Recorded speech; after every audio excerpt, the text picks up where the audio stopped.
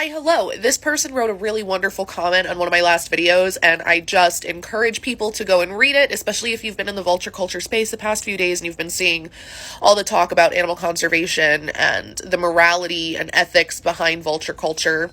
And I am stealing this comment because I think it's a really good segue point to something that I've been meaning to talk to you guys about for a second. I want to preface with a few things. First of all, I have COVID. I'm okay, but my throat sounds like garbage, so I hope that you are willing to hear me out through this video.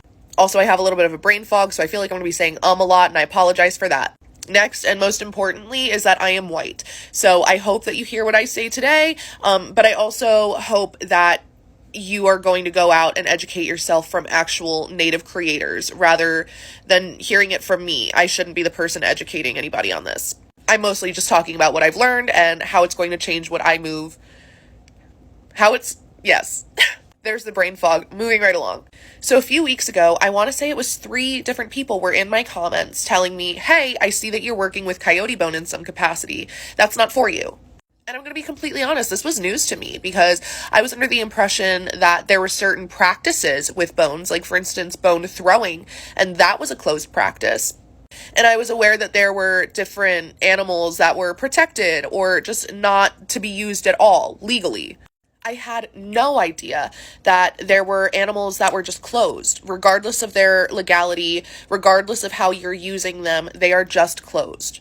And the people in my comments were really wonderful, and they directed me to different creators, native creators, so that I could educate myself on this and really understand. To summarize really briefly, coyote is sacred to a lot of Native American cultures, and it's also only native to North America. Now, I've never found a coyote myself because I live in Baltimore. We don't really have coyote populations out here.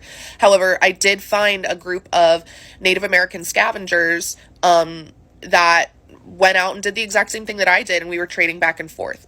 So at the time, I felt really good about that because I assumed I was financially supporting their community and I was also doing my vulture culture stuff. I realize now that the problem is that I was taking those animals, cleaning them up, doing whatever with them, and then profiting off of them. If I had just had them for a personal collection, that's something else entirely. But now as a white person, I'm taking those sacred animals and I am profiting. So yeah, when that was explained to me, I would have felt some kind of way too. So in the future, it's not something I'm going to do anymore. I have coyote remains now. I'm going to continue working with them in the way that I was planning on working with them because I don't want to waste them. And then after that, I'm not going to have coyote anymore. And that's okay. That's a sacrifice I'm willing to make. And it honestly is the least that I can do. So if you're in vulture culture, I encourage you to educate yourself on this further and see what this means for you.